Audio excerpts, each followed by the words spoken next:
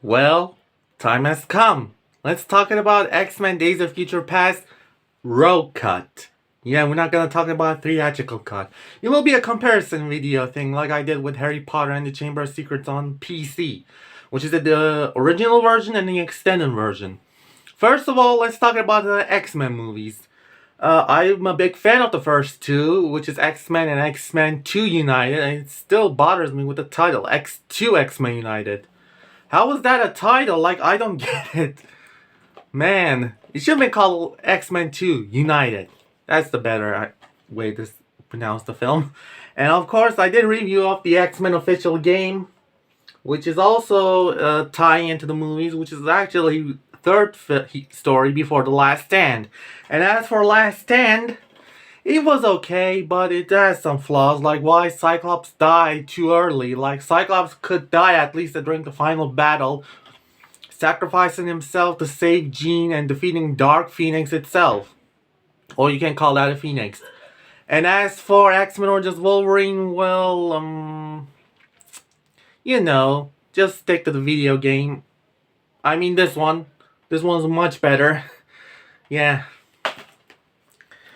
And the next film, X-Men First Class, was far better than X-Men Origins Wolverine. And the Wolverine was a good standalone Wolverine film we were all expecting to.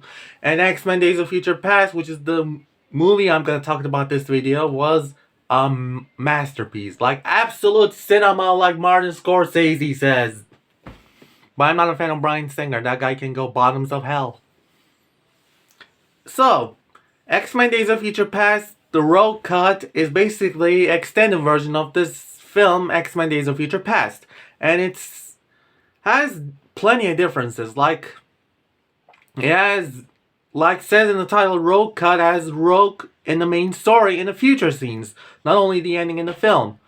That's kind of interesting. I mean, I never thought I'm gonna see Rogue in the main story. Like, that's a bit bummer that she only appeared at the end. So is the Beast and Jean Grey and Cyclops, even though I understand they died in The Last Stand. And yeah, Rogue has a huge part of the story, and that scene got cut. And also the Bishop, who I wanted to see him in the movie, played by Omar Sy, which is his birthday today. Happy birthday, Omar! And he has doesn't have any much dialogue, but he did fight a bit. But in Rogue Cut, he has plenty of dialogue, and then he has a cool fight scene. Like, that's kind of bummer. Like him, Sunspot, Blink, Warpath, they do a lot. They have plenty of reasons. They have a much more scenes in the Rogue Cut, and that's bothered me in the theatrical cut.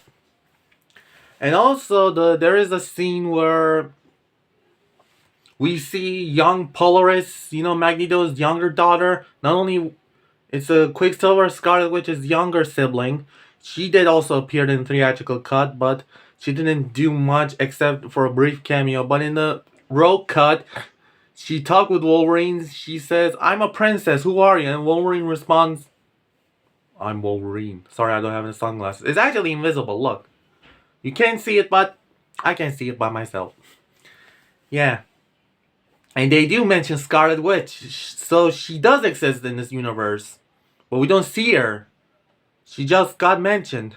Maybe she's busy with hanging out with Vision, you know what I mean? Yeah. Even though Quicksilver exists, the actors also exist. Even Peter's birthday today is also. I mean, I don't know when you're gonna watch this, but it is. But that's a bummer we don't see Scarlet Witch in the X-Men movie universe. I wonder who could play her. Never mind. There's also plenty of scene when Wolverine and Mystique is also talking to each other. And of course, we all know Beast and Mystique has a hot kissing scene in this movie. I can show the picture, so I'm so sensitive with private sexual stuff, Yeah.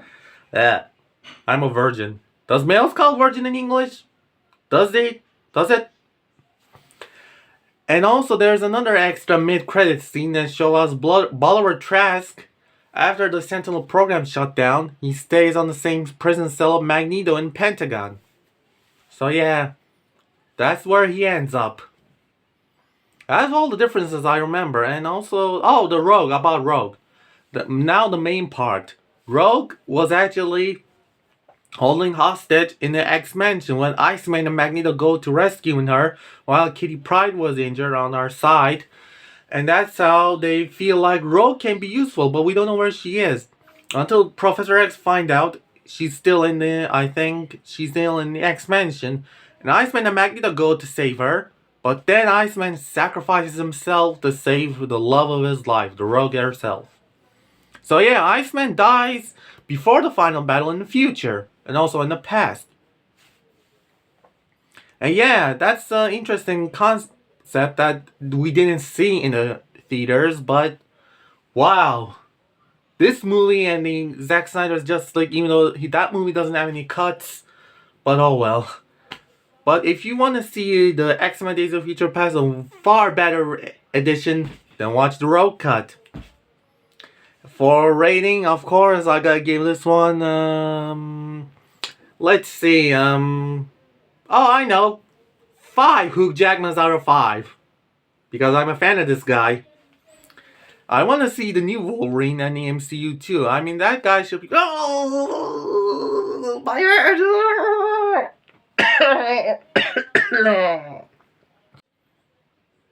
Oh.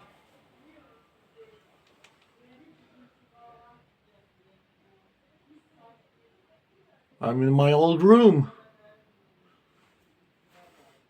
I feel young again because I'm in my younger body.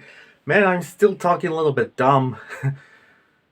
Oh, I'm here to warn you guys about the Zootopia 3 was awesome, and the Zack Snyder's Justice League 2 and 3 were phenomenal, and what else you can ask for from the future?